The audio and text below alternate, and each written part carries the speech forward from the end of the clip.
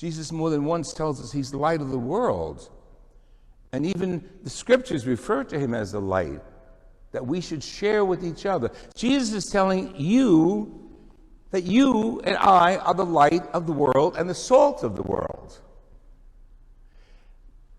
Is the world so dark that we need light? Is the world so tasteless that we need salt? It was true in the time of Jesus. It's true today. Our world is in darkness. Now, I don't mean this to be a down and depressing homily, but let's face reality. You can't turn on the Twitter feed or YouTube or news without hearing how dark the world is.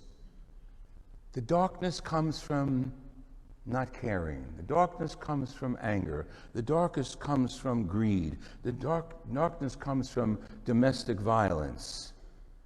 The world is dark. You and I are the light of the world. God needs you. God needs us to enlighten the world, not intelligently, to bring light, his light, the light of Jesus, into the world. To make things work that don't work, not machines, but relationships. We don't have to look very far to see the darkness of the world. It's in the headlines every day. Russia, Ukraine, Nigeria, South Africa, sections of Asia, in which Christians, because they bear the light, are being persecuted extra. And what's even more disgraceful, you might say, between Ukraine and Russia, two Christian nations, Orthodox nations. So Christ goes right into the darkness when our hate and greed and desire to possess comes up and consumes us. And we put on the darkness. We live in that darkness when we see that going on in the world. When I was in Abruzzo, Italy, we sat at the table at a restaurant, and the waiter did something very interesting, which was very familiar for me. He put a little dish of hot peppers in oil on the table, like a condiment, like a regular, like salt, pepper. He put hot peppers, hot.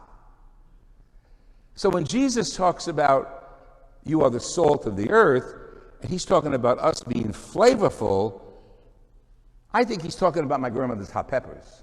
So you really experience the flavor of the hot peppers. You really experience the flavor of salt. And when salt is missing from a dish, you know the difference. It tastes like nothing. It tastes like cardboard. So Jesus is saying, I need you to be known as Catholics in the world. I need you to be the light and the taste of the world. So people see you guys wherever you are, shopping, getting gas, on the beach. I don't care what you do, as a Catholic. Someone who's bearing the light and really has flavor to what he or she believes. Now you might say, well, where do we go with this? Well, it's nothing new with Jesus. It's nothing new in the 21st century. As a matter of fact, if we turn the scriptures back, go back to Isaiah, which we just heard. Isaiah is talking to the people of Israel. They're coming home. And they're coming home with an attitude. They've been in bondage. Babylon controlled them. They're coming home. They're starting their own rituals again in the temple.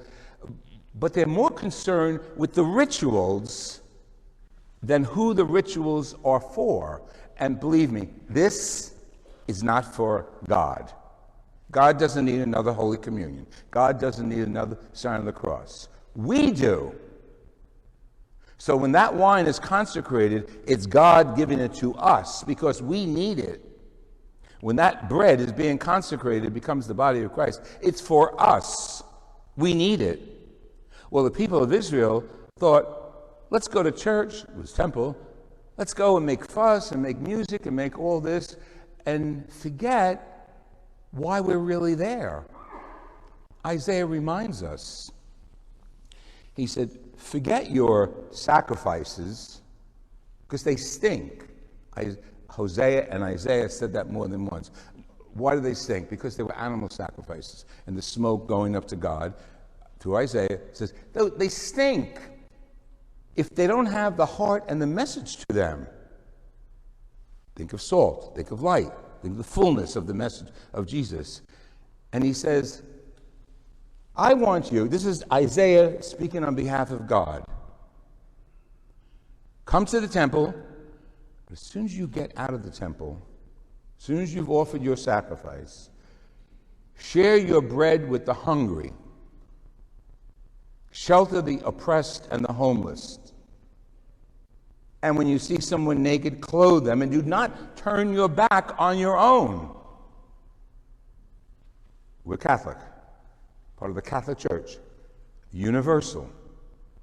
So everyone is our brother and sister. I don't care if you're Greek, Russian, atheist, Mormon, whatever you are, we as Catholics, Roman Catholics, Christian, are brothers and sisters to everyone.